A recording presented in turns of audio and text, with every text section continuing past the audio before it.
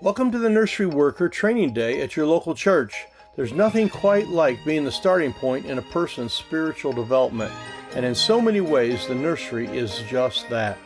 Because the ministry to young children and their parents is so important, we have created several dedicated training videos for you and your church nursery workers.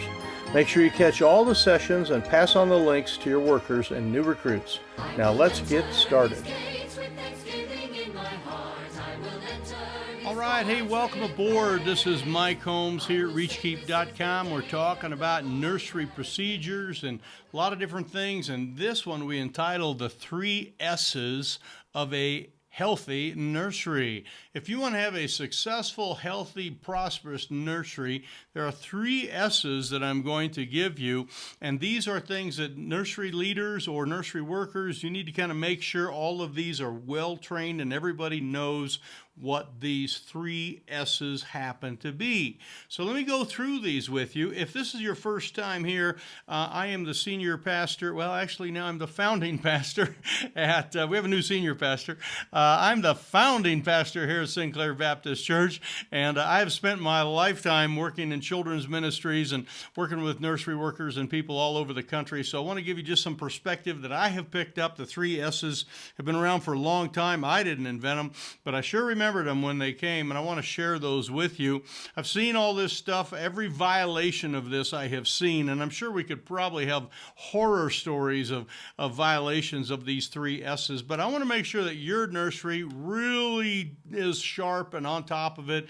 And for our nursery here too, at our church here where we're doing this training for, this is for you guys as well. We want to make sure that things are safe, secure, and sanitized. Let me say them again. Things are safe, secure, and sanitized. And I have seen every violation you can imagine.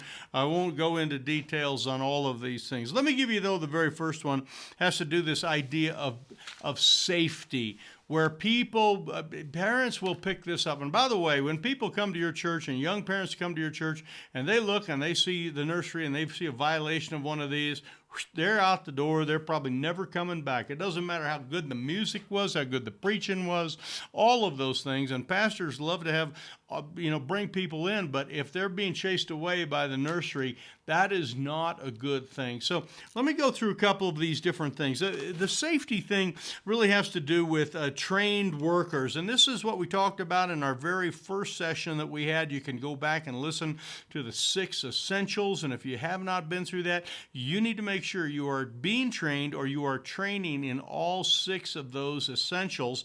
And that's what makes a safe nursery, is when people are well trained and they're trained in those things. Obviously, like emergency procedures would be one of those things that we do in the training that would be important. Some of the skills training would be when you're filling out forms, how to get the contact information for mom. In this day and age, mom's probably got her smartphone right there. Make sure that you are getting those numbers so that you can test it. In fact, we do very good procedures, like, let me call you right now. Okay, it buzzed. Okay, good. We got each other's numbers. That's what will happen if we need you back here in the nursery. If there's a safety issue or a problem, we will call you. That all falls under the idea of safety. And we want to make sure that we have our skills training and everyone's really sharp on that kind of stuff. There's all sorts of other safety things that need to happen. I mean, obviously, it shouldn't be like, broken glass laying around and things that are, going to, be a problem in the physical side of things. There shouldn't be a lot of small toys that they can, swallow and, that kind of thing. Outlets, need to have those little plastic things in them. Your heater needs to be, if you have like a wall heater, it needs to be covered. Shouldn't be any extension cords out there where kids can, chew on the extension cord. A lot of real obvious things that I think every mom would know, but sometimes if you're like on the roster and you just walk in and there's an extension cord, you kind of go, that was there. I just thought I left it there. I didn't know. But that's a safety issue, and you need to talk to a supervisor about that. Rocking chairs are notorious for breaking fingers and crushing little toes on children. Don't have a rocking chair. Even the gliding chairs, which are much better, can be, are safer. But be very cautious about those kind of things. We have a no shoes policy in our nursery, which has to do really for two different things. One has to do with the sanitation side of it, but the other one really has to do with, when you step on a little kid's, fingers or toes or whatever, and you're in your stocking feet, you can feel that rather than just crunching their little fingers. And obviously, safety is an important thing there. When people check in, there's again some of those things, making sure you have good contact with the mom or dad. Make sure you're aware of allergies. Make sure you're aware of any food needs, where you feed them or don't feed them, special bottles, all that stuff. All of that falls into the safety area. So the number one S is safe. You need to make sure your nursery is safe, and that comes from well thought things out, looking it through, and well trained people. The second one has to do with security, and these are kind of the outside things that can kind of sort of come in, and this has to do with making sure that you have a lockable door, that you can lock the door if need be, if there's some type of threat that is happening there. Make sure that the security people are checking in on the nursery multiple times during the service. We have our men walk around and walk into the nursery, the front part of it there, and just kind of, everything okay? Yep, everything's fine. They kind of give them the thumbs up. That's sort of the little, you kind of, security guy goes like this, and if they go like this, everything's fine. But they might say, oh, hey, could you get that mom or dad, or we need a little chair. We need to clean up. We had a mess here. We need some help. Make sure the security people are cruising around. That helps on the whole security side. Make sure your check-in and check-out procedures are very clear on who can take a child and who can't. During the beginning and after service are times when the check-in stuff is kind of happening. Make sure that's very clear. So if there's any type of estranged husband type of thing, and they're coming to take the kids, that that they're allowed or not allowed to take the kids, that kind of stuff. Also, again, this goes through the kind of the emergent procedures here. If you were to have an emergency of some sort, on the security side, the number one rule is get the parents back with those kids. Okay, so if there's like a fire alarm, the parents need to know they can go directly to the nursery. If there's a tornado and you're taking people into a basement, for example, make sure security-wise parents are knowing how to get back to their children and can do that.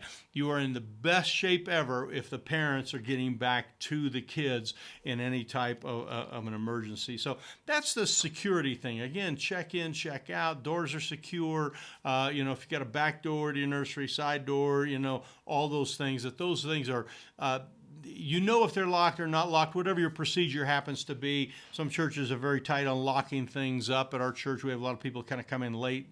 We have second service, so people are coming in early, so we really don't lock the doors. We just keep them monitored very well.